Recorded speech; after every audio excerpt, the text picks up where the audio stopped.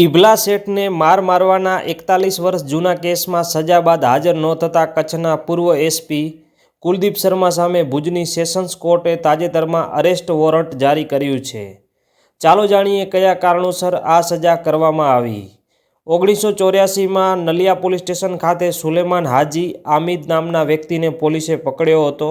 ત્યારે મુસ્લિમ સમાજના આગેવાન હાજી ઇબ્રાહીમ મંદ્રા ઉર્ફે ઇબલા શેઠ તેને છોડાવવા પોલીસ સ્ટેશન ગયા, પણ પોલીસે તેમની વાત ન સાંભળી, જેના કારણે ઇબલા શેઠે ગુજરાત પ્રદેશ કોંગ્રેસ પ્રમુખ મહંત વિજયદાસને વાત કરી. તેમણે કચ્છના પોલીસ વડા કુલદીપ શર્માને મળવા કહ્યું. ત્યારબાદ ઇબલા શેઠ અબડાસાના ધારાસભ્ય ખરાશંકર જોશી, માંડવીના ધારાસભ્ય જયકુમાર સંઘવી સહિત 8 જણાને લઈને ભુજમાં કુલદીપ શર્માને મળવા ગયા. ફરિયાદ મુજબ રજૂઆત દરમિયાન કુલદીપ શર્માએ સૌનો પરિચય પૂછ્યો અને ધારાસભ્ય ખરાશંકર જોશીને કહ્યું, દાણચોરોને સાથે લઈને આવો છો.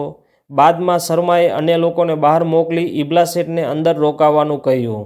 આ કેસમાં ફરિયાદી શંકરલાલ જોશી, જે ઇબલા શેઠ સાથે હતા, તેમની ફરિયાદ અનુસાર તે સમયના પોલીસ અધિકારીઓએ ઇબલા શેઠને અંદર લઈ જઈને લાકડીથી માર્યો હતો. તે તેમણે બારીમાંથી જોયું હતું. ઇબલા શેઠનું 2014માં અવસાન થયું હતું. તેમ છતાં 41 વર્ષ બાદ આ ચુકાદાને તેમનો પરિવાર ન્યાય મળ્યા સમાન માને છે. કોણ હતા ઇબલા શેઠ? ઇબલા શેઠ કચ્છના અબડાસા તાલુકાના કાળા તળાવ ગામના પ્રભાવશાળી કોંગ્રેસી અને મુસ્લિમ સમાજના આગેવાન હતા. નાનપણમાં પિતાની કરિયાણાની દુકાન ઉપર બેસતા લોકો તેમને ઇબલા શેઠ કહીને બોલાવતા.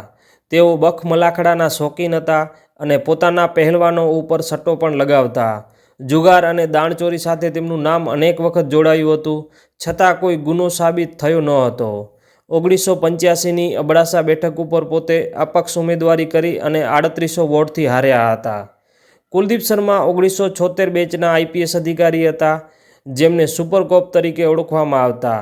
1984માં દાણચોરીના કેસમાં પૈયા ગામના 2 મોખા ભાઈઓના એન્કાઉન્ટર અને 2 ભાઈઓને ગુમ કરવાના કેસમાં તેમની વિરુદ્ધ ફરિયાદ થઈ હતી.